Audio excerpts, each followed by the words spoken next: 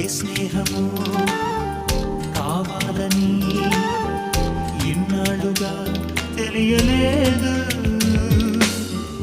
ఇచ్చేందుకే మనసుందని నాకెవ్వరు చెప్పలేదు. చెలిమి చిరునామా తెలుసుకోగానే రెక్కలొచ్చాయో ఏమిటో, ఎటో వెళ్ళిపోయింది మనసు, ఇలా ఒంటరయింది వయస్సు.